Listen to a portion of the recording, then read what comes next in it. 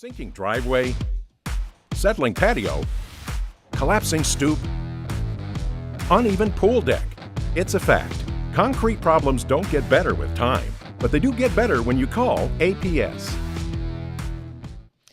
It's the daily weather briefing. This is the afternoon edition. This is for Tuesday, the 28th of June. I'm James Spann. Alabama's weather going to be kind of stuck in a rut here for a while. Heat levels not that bad. We'll have the chance of these random scattered storms around every day, and the tropics are indeed beginning to heat up. So let's dive in and talk about it, as we often do. We'll start with the upper air look across the country today. And quite frankly, in summer, this often tells the best story. The core of that heat ridge we saw last week is now well to the west of the state, and heights about where they should be for this time of the year. And underneath all of that, there is a stalled surface front. We don't call them cold fronts in summer, but a stalled surface front near Interstate 20. And most likely the more active showers and storms for the rest of today and tonight will be near and south of the boundary. That was the radar composite taken about 2:20 this afternoon. Got some pretty good storms forming over East Alabama, counties like Cleburne, Randolph, Calhoun. Pretty decent storm now developing not too far from Oxford and Anniston around Bynum. Clay and County as well getting some rain. And again, we're going to see that increasing over the next several hours, much like yesterday. Temperatures this afternoon are mostly in the 80s. We'll take that. Now, come on. That's 2 o'clock. In fact, everybody over the northern half of the state in the 80s. Birmingham and Tuscaloosa, 88. Anniston, 83. A week ago, we were closer to 100. However, now, if you're down in South Alabama, you're still pretty hot. Dothan, 94. Mobile, 93. But even there, we think the heat levels will be slowly dropping over the next few days. It's always hot and muggy in the summer here, but temperatures over South Alabama should trend downward a bit over the next several days. We'll check the watch warning map across the country this afternoon. We have a severe thunderstorm watch for parts of Minnesota, Wisconsin, and upper Michigan. Otherwise, things pretty quiet around the nation today. Here's the severe weather outlook through tonight. We have a couple of risks well to the north of here. This is tomorrow. Again, a marginal risk well to the north. And day 3, which is Thursday. Same thing, a marginal risk from near Omaha up toward the upper peninsula of Michigan.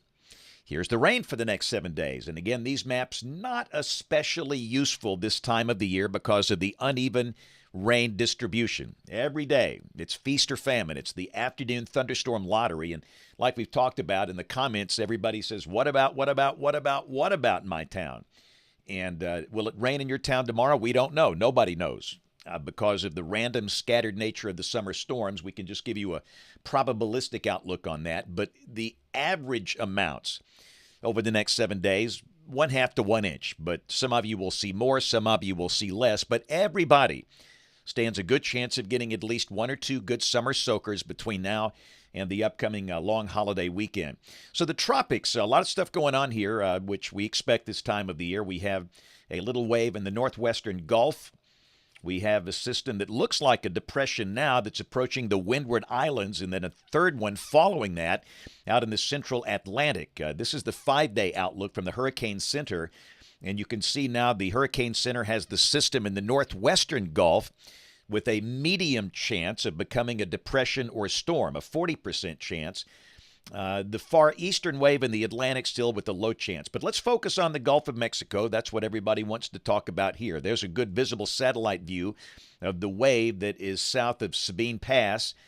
And that is going to have a hard time developing because it's going to be so close to land. This is the ATCF set on the system, and most members bring it into South Texas. Let's look at the GFS ensemble, and the members are actually very tightly clustered. They bring this thing in toward the lower Rio Grande Valley. And one way or the other, if this becomes a depression, a storm, a wave, the main impact is going to be the same, a lot of rain. And quite frankly, for some people in East and South Texas, that's a good rain that they need. This is the intensity guidance for the Gulf disturbance. Again, this is 95L. And you can see most members here suggest this will not become a tropical storm, just a big rainmaker for parts of East and South Texas. And again, this will not affect places like Panama City, Gulf Shores, Destin. But if you're in Texas, just keep an eye on that on the Texas coastal plain. This is the other system to watch. This is PTC number 2, potential tropical cyclone. Now, the banding features look good. And again, I really do expect here on the advisory that's going to be issued in about 1 hour that the Hurricane Center will be upgrading this to either a depression or a storm. And you can see that's a very, very low latitude system. This thing is literally going to be skirting the coast of South America. And then the chance it becomes a hurricane before making landfall over Central America Saturday morning, most likely the coast of Nicaragua. This is the intensity guidance on PTC number 2. Most of the members keep this at tropical storm strength, but there is a little window where it might become a hurricane before reaching Central America. But again, we stress with this system, this is far, far south of the United States. No issues for us. So let's go to the GFS model fans. This is the 12Z run, valid tomorrow afternoon at 4. And again, you get the idea here. The core, the upper high, is well to the west over the southwest United States, and we've got kind of a weakness around here. And that surface boundary is going to wash out. These things don't last long, but again, it's a classic summer day tomorrow. A mixture of clouds and sunshine with scattered showers and storms, most active between about 2 and 10 p.m.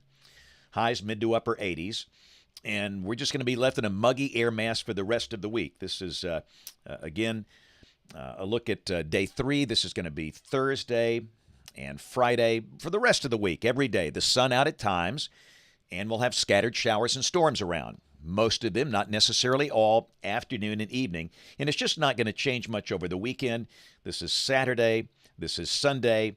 And this is Monday, the 4th of July. It's the same story. And again, there is no way, no human knows where these storms will form in advance.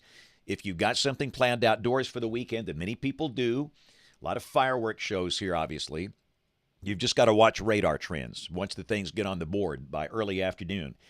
We'll go out a week from today. This is Tuesday, the 5th of July. The GFS depicting the ridge trying to rebuild. Maybe showers a little fewer in number at that point. Let's go out 10 days. This is Friday of next week, the 8th of July. And again, the core of the heat west of here. There's kind of a weak northwest flow aloft, and it's the same story. Some sun, scattered storms. So really, we're going to be locked in this pattern for a while.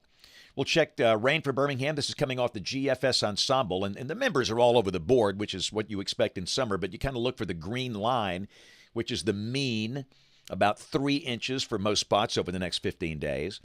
And the good news, the heat level's just not that bad. This is coming off the national blend of models. And you can see on most days, highs in the mid to upper 80s through Tuesday of next week, and then low 90s. And that's just not that bad for this time of the year. And hot off the presses, this is the new 8 to 14-day outlook. This is for July 6th through July 12th. The core of the heat west of here, but temperatures could be a little above average if this forecast happens to verify. And again, it's good old summertime in Alabama. You know it's going to be hot and it's going to be muggy, and we're going to have scattered storms about. So that is it for the afternoon weather briefing. And again, if you've not heard, we've changed things up a little bit. I've been doing the Weather Extreme video for over 20 years. This is nothing new. We're just changing the delivery method where we're doing them live, which can be a good thing or a bad thing, but it saves a little time. And again, time is a precious currency for me with the things I have to do every day. So it just goes straight to the social platforms and makes it a little easier. So hopefully it works for everybody. And again, the morning live, if you'd like to watch it live, it's about 5:15. The afternoon, about 2:30, something like that. It'll vary a little bit every day, but most people watch it later. But if you're watching it live, thank you for doing that. And that will wrap it up here. So if you can, join us this evening on ABC 3340 News at 4, 5, 6, and 10 o'clock. We'll be live again tomorrow morning about 5:15 a.m. Thanks for watching. Have a great evening, and God bless.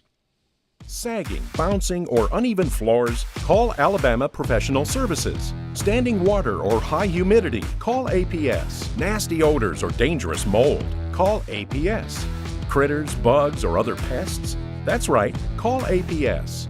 It's a fact. Crawl space problems don't get better with time, but they do get better when you call APS.